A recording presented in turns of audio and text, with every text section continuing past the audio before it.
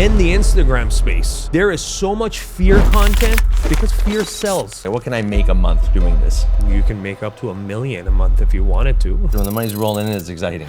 I don't just say things for the sake of going viral. If you truly believe that you're broken, no matter what drills I give you, you can't heal yourself if you're committed to that story. I find you fascinating because you've kind of narrowed in on a very niche part of a fitness market. You specialize in mobility, you specialize in strength training. Walk me through a little bit about why mobility or strength is important to you. I know why it's important to the average person, but why did you choose to kind of get into that field? What does it mean to you? The reason I got into that field is because, first and foremost, I had my fair share of issues and injuries. So, I had a bunk shoulder, my hip was out of whack, and this was at a point in my life that I needed to train because that was one of the only healthy outlets I had. It was after my sister passed away, and training was a big part of my life, and it got to a point that I couldn't train anymore the way I wanted to. And, various methods of therapy I've tried, it temporarily helped. It's not that it didn't work, but it was just incomplete. Mm-hmm. And, I knew that there's a layer missing in my training. And so that's how I got into more the mobility aspect of things. When I met you, you were focused on strength training, personal training. I remember you coached me back, 10 years ago in just, getting in shape a little bit. And then you kind of found this, new niche where it was not as glamorous as muscle building and fat loss, but it was, just so different. When I would come see you for mobility, it wasn't that I was going to go, get jacked or train, shoulders and buys and back. It was like, we're going to go do kneecaps today. Hey, babe, yeah. I'm going to go do elbows and wrists. It's wrist day. Mm-hmm. You know what I mean? Yeah. So it just wasn't sexy anymore, but it was like all of a sudden something that was very necessary.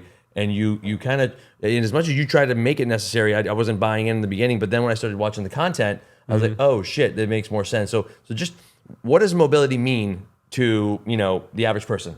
That was a challenge in the beginning when I kind of wanted to bring this layer of strength training to the people that I was working with in person, because all they wanted to do was to lift weights. And there's nothing wrong with that. And when I got into the mobility training, I certainly just wanted to give people that because it's just a new thing that really worked for me in the beginning. I'm laughing because I remember showing up to a session. Yeah. And I was like, he was like, okay, just bend your elbow back and bring it forward. Elbow back. And I'm like, bro, I'm fat. Can you help me shake this gut? Like, what are we doing right now? Yeah. What are we doing here? I'm like, well, I'm not also didn't help that you came 30 minutes late. Is there truly a piece in your heart that is, pushing? Is it the elderly? Is it as early as childhood stages? What are the pieces to you that are meaningful? It's not anything crazy that it means something special to me. It's just the fact that a lot of people are moving like they're twice their age, mm-hmm. right? And it's because, the modern world doesn't require us to move like we used to when we were primitive. And over time, when we could just go to the gym and do these linear movement patterns, we lose a lot of the range of motion that we're designed to have. And that's why you see a lot of movement issues with people. Now, in the beginning, I used to really push the mobility aspect to people quite a bit more than I should have. Right? Because now that I look back at the content I made like 3 years ago, some of them I cringe at, right? Because I wouldn't stand by it today. Strength training is as important as the mobility training. Both of them are just different layers of it. The mobility stuff that I do, it works on your joints, is joint motion and tissue specific, as opposed to the traditional strength training you do that is movement pattern and muscle group specific. But right now, in the Instagram space, there is so much fear content because fear sells. If I do a Instagram hook and say the lack of internal rotation is wrecking your knees, right? And show you a novel exercise you haven't seen before, it's gonna go viral because fear sells. But it also creates this massive barrier of entry around people who want to just get started in strength train, because strength training is one of the most important things you can do for your body. Your bone density, your muscle mass, that literally keeps you younger for longer. So if you create this massive barrier of entry around like, oh, you need to do this before you are able to earn your strength training, that's not the messaging you want to give people. Mobility training is important, but it's just another layer of the very important picture, which is strength training itself. But they need to be done together. So you've built a business around it now. You're very talk to me about the platforms. You're mainly on. I'm mainly on Instagram. It started with TikTok, right? It started with TikTok, and What's the handle? The Supple Athlete. The Supple Athlete. Yeah, across all platforms. Okay. I started with TikTok, and then I just slowly moved to Instagram because I just didn't have time to post on different platforms. And I thought, like, hey, if you put the same content that you put on Instagram on TikTok, you're gonna get, whatever, and YouTube a little bit. Okay. So talk to me about the diversification of the platforms. Are you not worried? What happens if Instagram shuts down tomorrow? I will continue my journey on YouTube and other platforms. Nothing is gonna. Definitely is going to damage the infrastructure of the business a little bit. But, if you know how to grow one account, it's not going to be that difficult to grow another. Is there scalability in this business right now for you? Well, that's the part I'm trying to figure out. I'm looking for other coaches. I have another coach. Because you're the guy. And, I'm the guy. And people want to talk to the guy. Sure. There is scalability, but you have to find the people that you trust, because when you're in the business of serving people, right, and you're offering a service, you have to get good people to represent your brand. If you get a guy that doesn't know what the fuck they're talking about, then, that's going to damage your brand. Right. So, I have a coach that I trust very much. He's a great guy, Nat. We've seen him. Trained by you. Yes. We've trained together for hundreds and hundreds of hours of different classes and stuff like that. So he helps me out. But you can't find those people everywhere, right, unfortunately, that you trust. How do you go about finding coaches? Do you have any messaging that's out? Are you actively searching or looking? Well, the business has just turned a new page for me right now. So right now I just started to look at, how can I make this more scalable, right? So no, the answer to your question is I'm not actively looking. I asked a few people that I know that they're also certified in the things I need them to be certified in to help me out.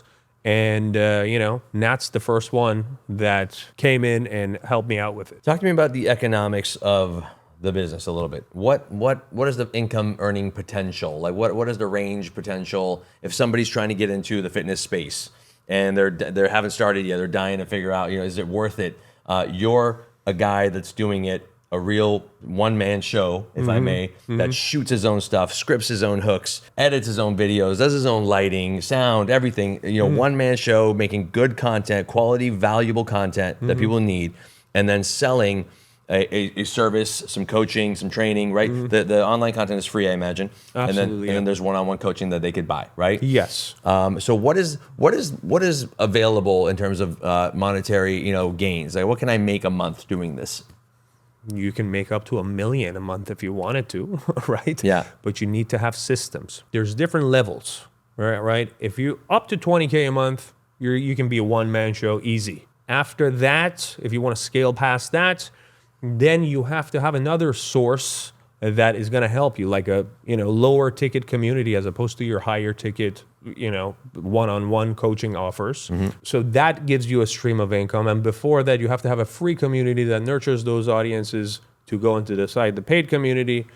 And that's when you have another source of income, then that's when you can jump from 20K a month to 40K a month. And after that, then you need to, have a team. Like you need to have an appointment setter, you need to have another coach, you need to run ads, and then you can scale up to 100K a month. After that, right? I'm not there yet after that, but obviously you're going to need a way bigger team, multiple appointment setters. Actually, the guy that taught me how to monetize my business online, he's a great coach that teaches coaches how to monetize. His name is Brian Mark. They're doing $1 to $2 million per month, I think. And, they have a whole team. So what's missing? Is it a money issue right now? Do you need more money to scale? Do you need more time to scale? You need more It's not a money issue because it's just math after a while. Yeah. Right. I run ads. I have a lot of, people that already follow me, and the ads do very well. I can just increase the ads and get more calls. Sure. But I want to be able to serve the people to the best of my ability. You're only one guy. And I'm the only guy. Yep. So because the money is great, but what really fulfills me deep down is showing up for these people, serving them, and them being happy. That really, really has a huge impact on my day-to-day, although I'm working 7 days a week right now. Sure. Right? But it allows me to know that in the world of Instagram, and it's all, you see fucked up shit, I know in my corner, I'm making it tidy and nice for the people who follow me, right? So that is fulfilling, and fulfillment is important for me. But I can turn on the ads, right, easily and get a lot more calls, but I have to sit down on those calls and, I'm a one-man show right now. I have Nat that's helping me, but besides that, You tired? No, I'm not tired. It's exciting at the moment. It's not exhausting for me. It's exciting. When the money's good, when the money's rolling in, it's exciting. Yes. Yeah. Yes, but it definitely was exhausting at one point when I had to solve some problems, right? And you were there, right? When I, had to rely on my content to bring in qualified leads, that was exhausting. But now I don't rely on my content to bring in qualified leads. I rely on the ads to bring in qualified lead, and the content, I put out whatever I think is actually valuable and is not something that is just designed to bring in leads. It just works out that way because people see something that is valuable, it resonates with them, and then they see the ads, and then they want to work with you. What do you feel like is the type of content that people are resonating with? Is it like, hey, are you sitting in your chair all day long and your back hurts? And I think there's a couple of different types of content. One is something you post that is more like a talking head, and you're trying to connect to your audience more so. You're talking about a story, a personal story perhaps that you had, and a personal struggle, and some of the things you use to carry you out of that, right? People resonate with that. Another thing is just pure value. Hey, you want to feel your glutes? This is how you do it. You probably haven't done it like this before. The ass content hits. Yeah, the ass and the shoulder content hits every time. Why is that? People want their ass to be better, and shoulders for sure. I mean, I go hard on shoulders because I want shoulders really bad. Yeah. So is everybody same? I think the ass content hits in my Instagram for different reasons than it would hit in like another creator's Instagram. The reason it hits in my content is because in the beginning you start with you're the biggest muscle in your body is your ass. Is it? Yes. The biggest muscle is your glutes. So you want to make sure that the biggest muscle in your body is one of the strongest muscles in your body because it protects your back, it protects your knees, it protects your marriage, and Definitely protects your marriage. Protects your marriage. So you want to get it strong, and then you show people how to load it properly. What does that mean to load it? To load it, to put your body in a position that, because a lot of people have issues activating their glutes, right? I don't feel my glutes, this happens, that happens. But if you know how to put your body in a position that your glutes don't have any other choice but to turn on, then it's going to be very easy. But most people haven't been coached through a proper movement pattern that recruits their glutes. A lot of people do it without any issues. A lot of people, whatever they do, they can feel all the muscles working. So this is not me saying, oh, you need to do this specific way of exercise in order to feel your glutes. But a lot of people also don't feel their glutes the same way the other people feel it. So that's why, when they see that and they try it, right? Think of it this way. Your content should feel like somebody has a sliver stuck in their finger and you help them take that sliver out, right? Like a splinter. Yes, exactly, splinter. So if your content helps with that, and they do something and they can immediately get a win, great. What's your ideal customer? Is it a rich 50-year-old CEO that's got money to spend on longevity and biohacking, or is it a 22-year-old athlete in college? Is it a working mom? Is it an old lady? Who's the target demo that's most responsive? People who want to change. They want to feel better. Whether that's a CEO or a 22-year-old student, it doesn't matter for me. People who really are tired, right, of feeling broken, and they just want to get stronger and they want to feel better in their body. So what are you looking for when you talk to somebody that's reaching out for coaching? You're looking for someone that's in pain, or someone that what percentage of people know that they're broken? Well, a lot of people think that they're broken, but they're not. I don't think anybody's necessarily broken, because if you truly believe that you're broken, no matter what drills I give you, you can't really heal yourself if you're committed to that story. So my job, first and foremost, I don't take anyone. I just have a call with them first to understand, okay, first of all, can I help this person or not? Because sometimes I have to refer out, because I'm not a therapist. I bridge the gap between therapy and training. If you can't walk, go see a medical professional. Don't look for answers on Instagram. But what I look for is, I ask questions to better understand. I'm like, because a lot of people, they're like, oh, I think I have a hip issue, right? Or I think I have, a back issue, and I think I need to work on my mobility. And I ask them, I'm like, well, what makes you think that you need to work on your mobility? The Instagram posts that you saw? And then you ask them, okay, how many times a week have they've done strength training? They're like, never. How much time did they spend behind being sedentary? And they're like, okay, most of the time. So that person doesn't necessarily have a mobility issue. That person's just weak. That person's not injury prone. He's just weak. And you got to get them stronger. And once you get them stronger, and once you teach them how to do movement patterns like hinging and lunging and squatting properly, and you get them into the gym, or you give them a program that they can do, their mobility will increase at the same time their strength would.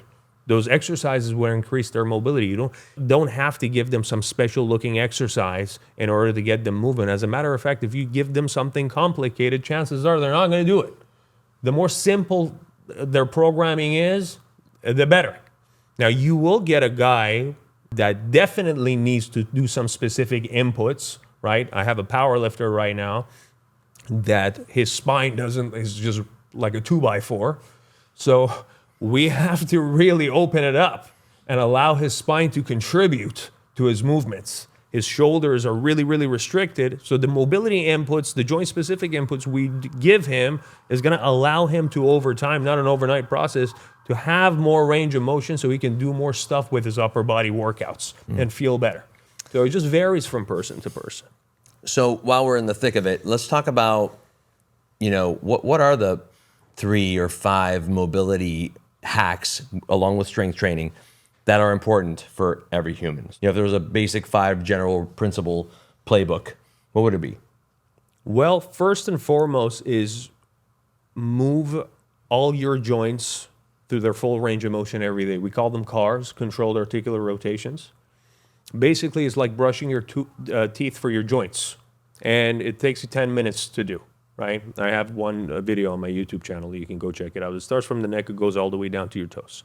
That's very high ROI thing you can do on a day-to-day basis, because it allows blood supply, nutrients, and oxygen to go there. But you got to do it right, and you got to put enthusiasm into doing it. If you wake up in the morning like, oh, fuck, I got to do my CARs, and do it like shit, it's not going to do anything. You got to do it happy. You got to do it happy, and you got to really focus on the movements properly. The other thing that I would say, I think if you have the ability to invest in a coach for like 10 sessions for them to teach you how to do movement patterns correctly, a hinging pattern, a lunging pattern, a squatting pattern, a pressing pattern.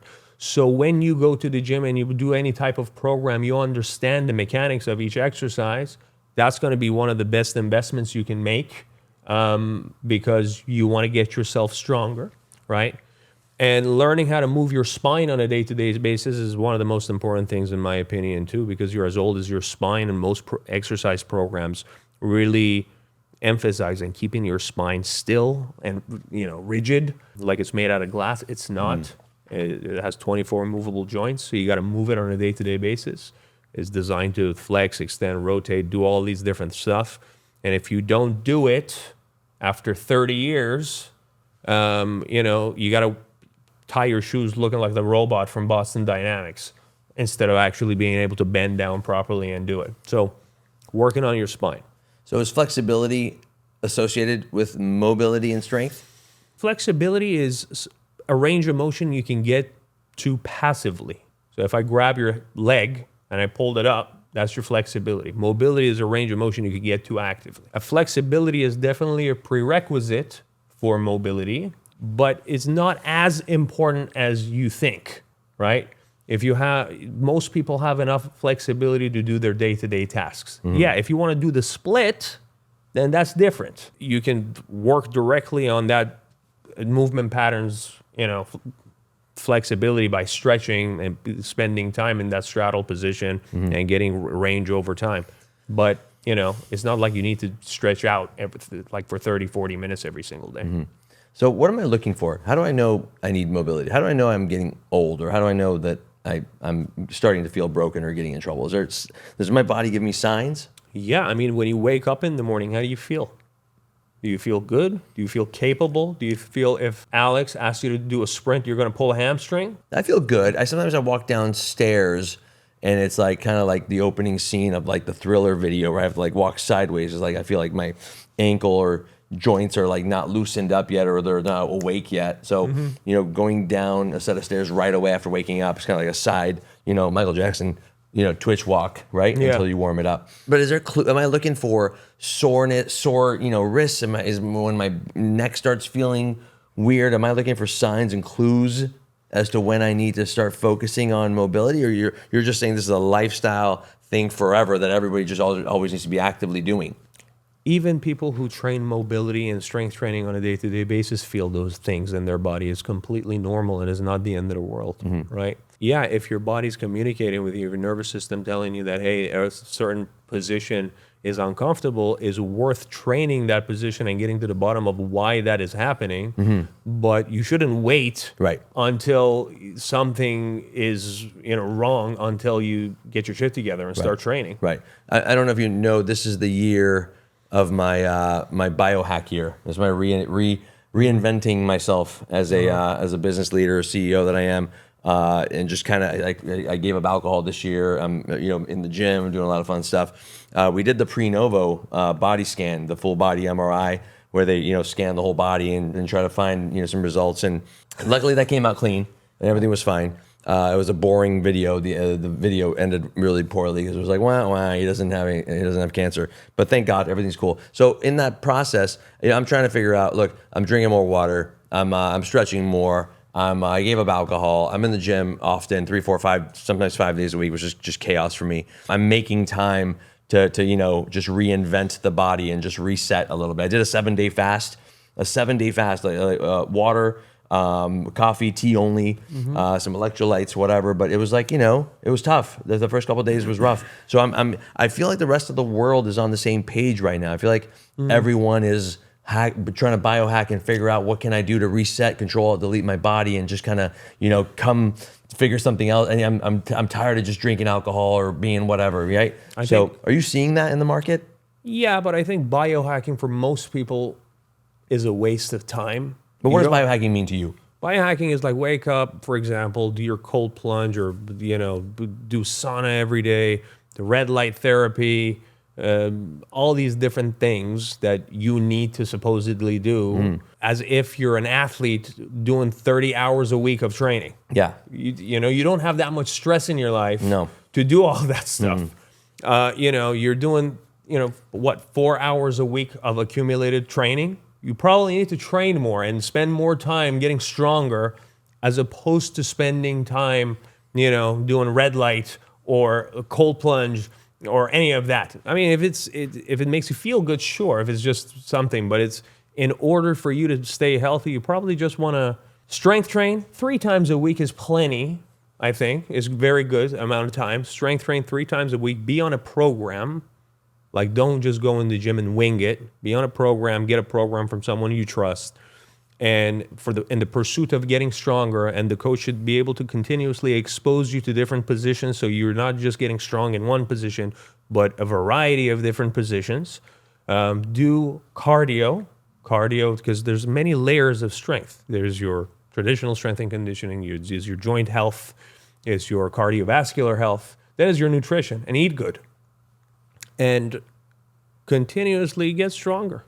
That's it. Every year, if you just follow that, you'll be better than the year before, and you don't do things too fast, too soon, and too heavy, you'll be golden.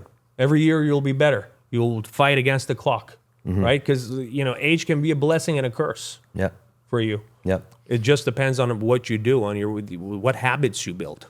I remember when you were personal training and when you started to make content, I remember chirping about some of your content. Sometimes I was like, don't change the red fonts, make the font bigger. It was before I was even posting on social media myself. I was just a content diva, and I remember Ravi. I don't know if you know the story, Mirza, but Ravi used to be like, bro, that's kind of rude. Like I would come at him hard about I would be like, because I cared about him. He's like a brother, right? I'm like, dude. Because the content was fire, like what he was saying in it was fire, but then like he had this like super fucking awkward red text on screen. I'm like, this is so distracting. Like, why is this on at the same time? I'm like, the message is so good, you ruined it. You fucking ruined the video, But dude, what is this shit fun? And he'd be like, bro, you don't have to be such an asshole when you give me feedback. I'm like, I would always, I'm sorry. We get in a fight randomly like every 6 months. I'm sorry. I apologize. I was just trying to help, And this was before the AI caption things right now. Yeah. How much are you using AI? Tell me about your AI workflow.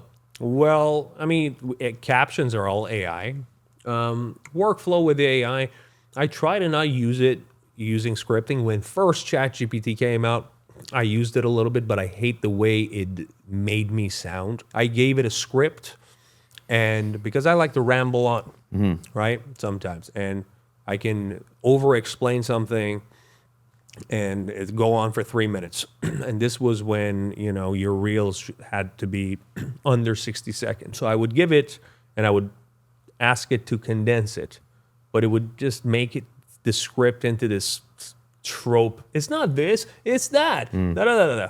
And I hated it. I hated what it did with my script and with my words. So I try to just use it as a tool to condense my ideas and have some talking points that I can just refer to when I'm doing my, doing a YouTube video or doing a script. It helps with organization for sure. But that's the amount I use it. I don't really abuse it. I use it to help me. I mostly use it to write emails, to be honest. Client-facing emails? Yeah. Yep. Do you have it connected with your email? No. I just talk to Claude.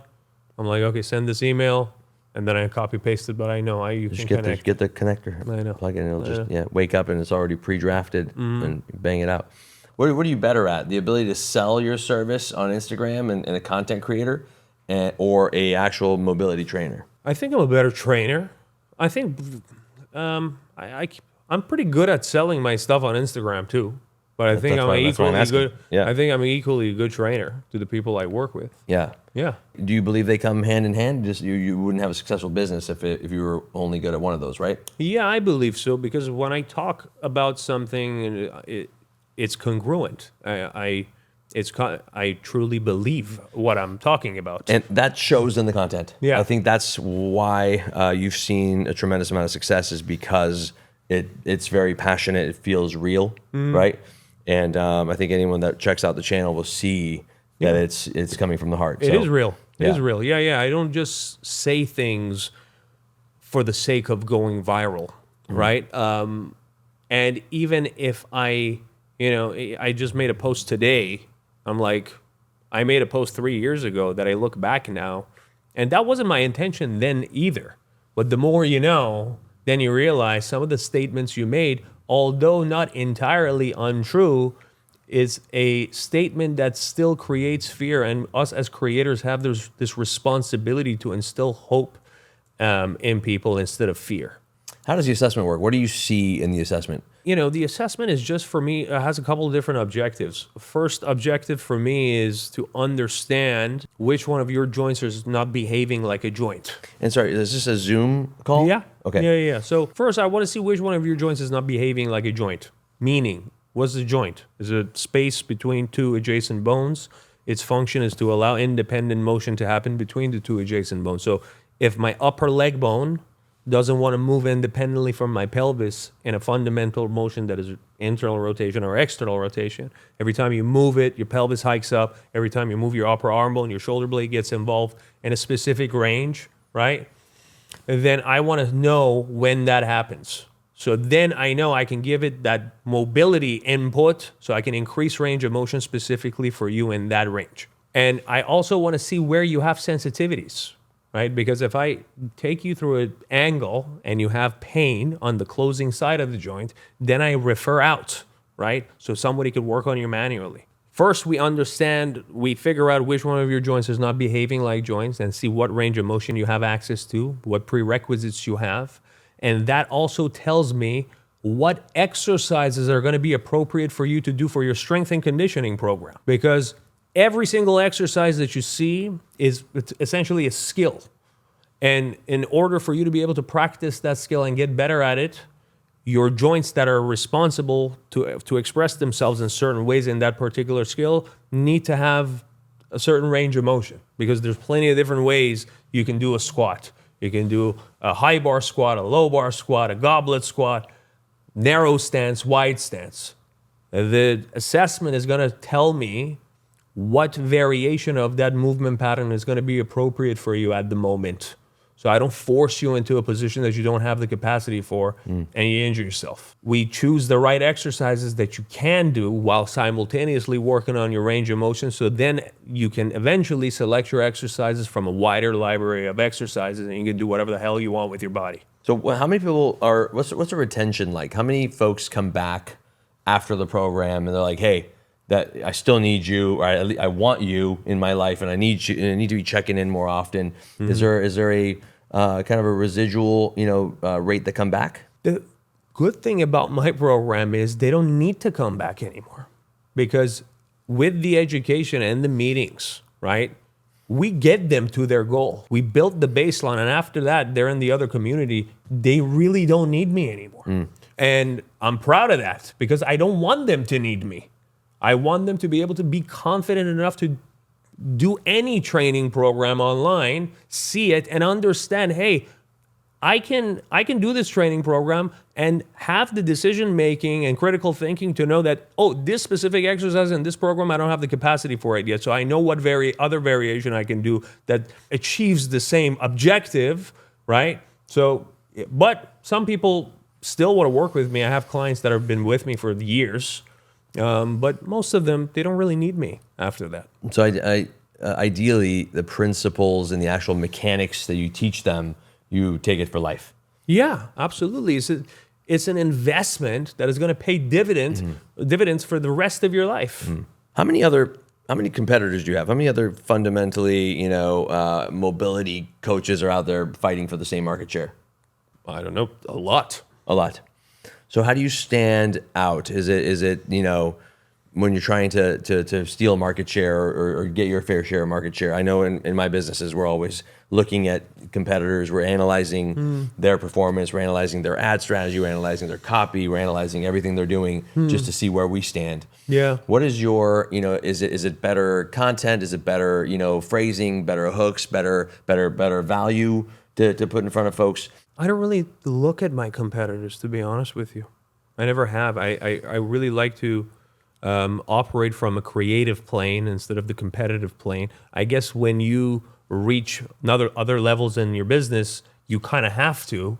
But at this point, I just make the content that I feel like people can genuinely find useful and resonates with them, and they just want to work with me. There's plenty of more qualified people out there, by the way, than me, but they still want to work with me. Why? Because my messaging resonates with them, and I truly speak from the heart, right? So I don't really look at competitors that much. I want to go through a couple pieces of your content, and I just want to talk through some of the things that have worked for you in different ways. So give me, are any of these pinned? No. So you don't pin anything. Why don't you pin anything? Why would I? You don't want your top 3 No. best videos pinned at all times? I mean, not really. So when I discover you for the first time, I shouldn't see that you've had, what is your best performing video? I don't know, to be honest. How many million? Estimate. Probably 8 million. Okay. Yeah, it was a meme. Wow. Okay. Yeah. So kind of walk me through this one, because this one I saw the other day. They foam rolled it, dug a lacrosse ball in there like an Oju murder. It's still there. The truth is, this pretty little knot here might be revert tension coming all the way out of your neck. Grab something, put it on the floor. You can use a yoga block if you don't Yeah, have these meditation this was, cushions. So this to me is like almost framed like comedy. Yeah, and it needs to be I think one of the entertaining. charms of your channel is that it's entertaining to watch. Yeah. Right? And that's the thing. You don't have energy to always be entertaining. That's that. Oh, you don't. I don't. You do. You do. I don't. Right? Yeah. Yeah. You don't have the energy. But But you're organically funny. You are, you do have a funny bone and a little bit of comedy in you. It's a little bit darker than my humor, but when it comes out, it's fun to Lay watch. down on top of it, put it somewhere. So are you scripting this in advance, or are you freestyling here? No. In the beginning, I just, I come up with the hook, and then the rest of it is just coaching people through the different exercises. Yeah. Usually the stuff that you overly script, doesn't really do well. Yep. When it's just, when you're just going with the flow and in the zone with it, Yep. it does well because it sounds more natural. What is it with I noticed you do a lot of car stuff. Are you just kind of in the zone when you do car stuff? Yeah. You're just kind of like, hey, I have an idea, I have a thought. Yeah. And you post those as stories normally, right? Yeah, I used to post it as stories, but now I just put it on my feed, right? It's something that comes to my mind. I don't want to lose it. And it resonates with people. Yeah, it's not going to get as much views as the ones that, you dance around the camera and like you do a good hook and whatever, but I don't care. Yep. As long as it's giving value to people, great. How often are you changing your content strategy? Are you consistently thinking of different strategies, or is it just a hook game? Yeah, for me, it's not necessarily even a hook game. It's just 1 week I just teach people new stuff. 1 week, for example, I just talk to them and give them a piece of my mind about health, longevity, or different topics that are, that people want to, that have questions about in this industry, right? For example, what happens if you have arthritis or you have bone on bone, or what happens? One of the key things I want to tell people is that, hey, I can continuously get millions of views if I wanted to by showing you a novel exercise that you haven't seen before and promise that this is going to take you through the promised land with a good hook. But I don't want to do that for you because it's not that black and white, right? Certainty gets views, nuance doesn't, and I owe it to the people that follow me to give them that education, right? Yeah, once a while, like for example, this did pretty well, What right? I'm about to show you is going to suck, but it's going to suck in the best possible way. You're going to need 2 dumbbells. It's funny This is because a all guy I have. commented Pretty strong. underneath, this is going like, "Are you sure this is going to suck in the best possible way?" For guys out there or gals, you probably want to pick up heavier dumbbells than this. But let me just explain the mechanics of everything. There's going to be a Cossack squat. What I want you to do with a Cossack squat is that See, right now I want to swipe away. Yeah, Because you said some shit that I have no idea what you're talking about. You're using words that I'm not familiar with. Yeah. What the fuck's a Cossack squat? Yeah. And I'm like, okay, you lost me. You lost me. But I don't have this problem. So why did this work for you? Why did this video hit? It's because probably we got the quads. you're showing your quads. No, it worked. His quads fuck. It we're worked. going to go in this position here. Now, I don't the think he's the right depth audience. is not really... Yeah, you're not the right audience. For example, I love watching his videos. Yeah. I'll sit through and I'll watch all of it. No, I watch most of his videos. Yeah. Yeah, I am the right audience. not in all, because like this did very well, right? Even though you wanted to swipe. Yeah. Because I go in and they're seeing an exercise and they are excited to try something. And maybe because my audience already thought that they're getting something valuable and they watched throughout, the algorithm kind of pushed it. Yep. Maybe because I have a larger channel. Maybe if I had like 20,000 followers, it wouldn't have done well. So, yeah, I mean, Yeah, when you show up with value and dope quads, There we I go. think you've got That's a the key. better That's chance the of key. hitting. Yeah, some Yeah. landing. What's next, Ravi? What's next in the chapter here for you? Where's this business going? Where's this channel going? Where's this person going? Well, I really want to go hard on YouTube. Okay. And the next is scalability. I want to create a community of coaches that I trust that they can help me help other people, right? Help as many people as we can move better, educate people on longevity, and remove fear from their minds around movement, and remove the idea and the story that they keep telling themselves, oh, I'm just too old, or this is because of my age. I want to empower people and have that impact on people. And I know it just doesn't come from movement education. It comes from also, the story that you keep repeating to yourself. And so that's the next step for me. The next chapter for me is just finding a team that can help me, right?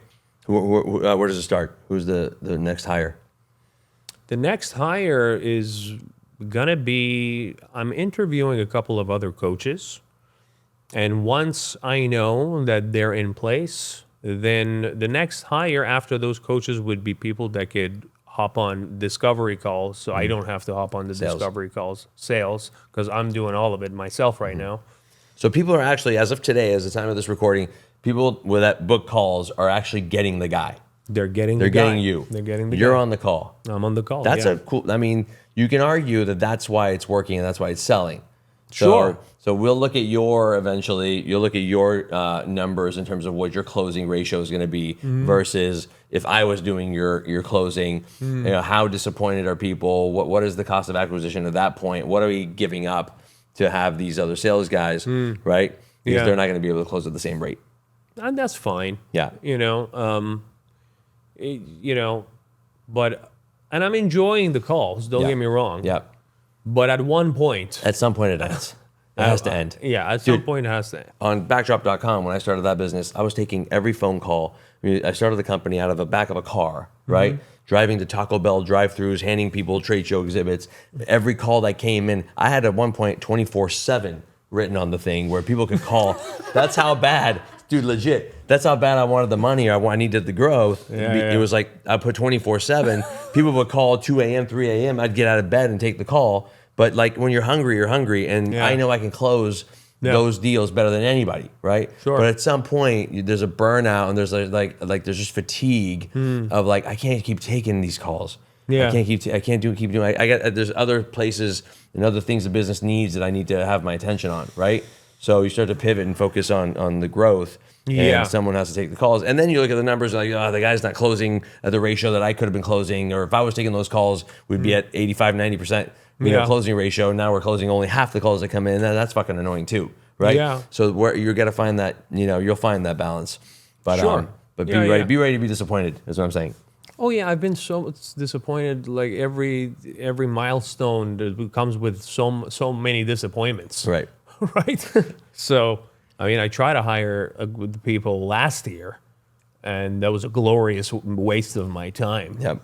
But it's okay. We've learned from it. It wasn't just the right fit, right? And it stressed me out a lot. But it didn't get me to be like, oh, just because this didn't work, I'm never gonna look for a team again. But it's hard to find people that share your vision. Yep. So, Yep. Well, I appreciate you being on the program. Appreciate you I having wish you the best. I'm a big fan, and will continue to help in any way possible and support you the best way I can. my man, Thank you for being on, buddy. I love you. Appreciate you. you more. Thank you.